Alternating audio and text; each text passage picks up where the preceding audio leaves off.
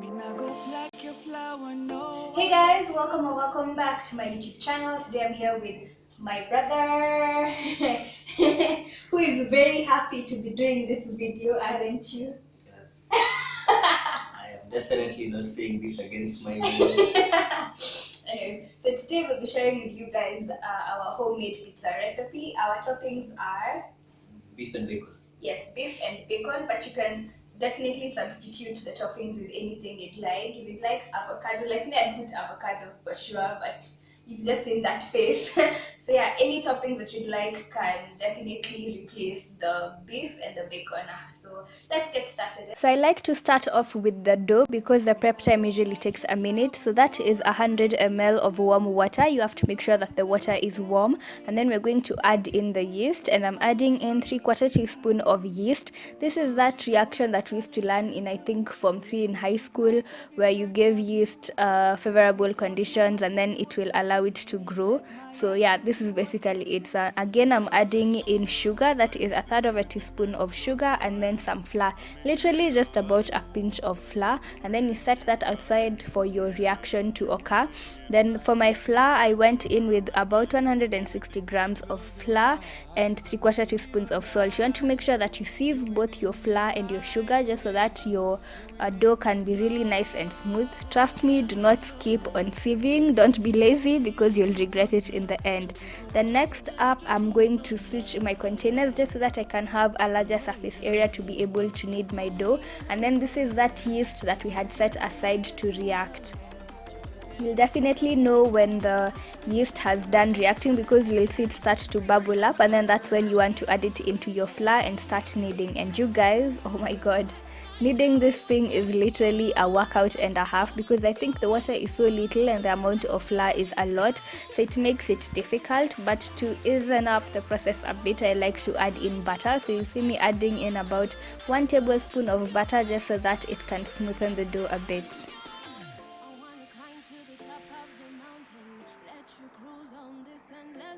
Then next we need to create a warm environment so that our dough can be able to grow.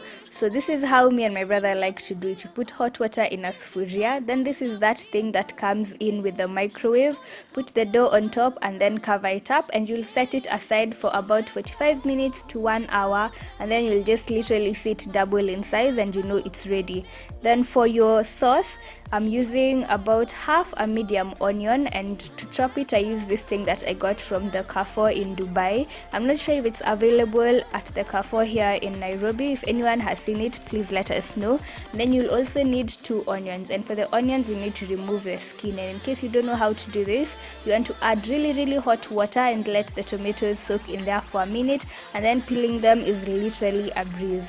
So now for the onions, it wasn't really a must to get them really finely chopped, but for the tomatoes, they have to be very finely chopped, otherwise your sauce will have very big lumps. So I use the same device, and it literally just makes chopping them a breeze. You can even blend them, you know, if you're not able to finely chop the tomatoes completely.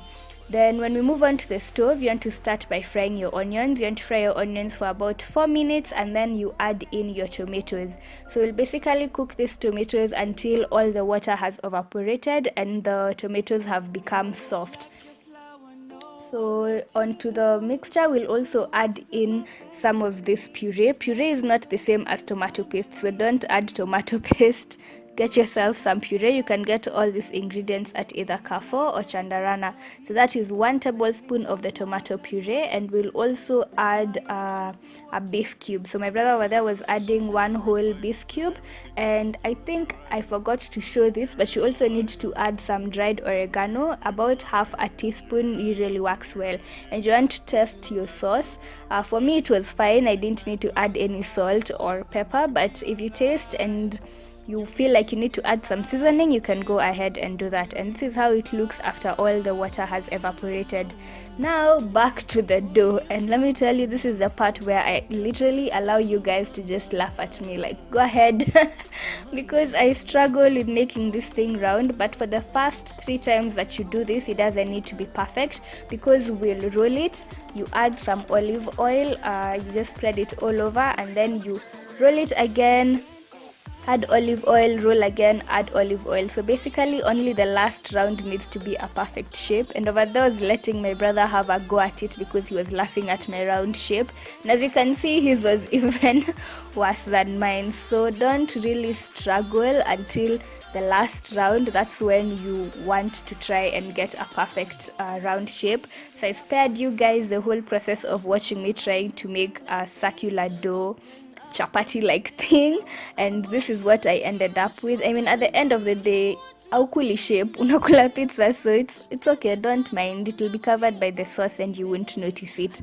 So now I'm adding in the sauce. This is the sauce that we had prepared earlier. You just want to spread it all over your pizza and then start placing your toppings.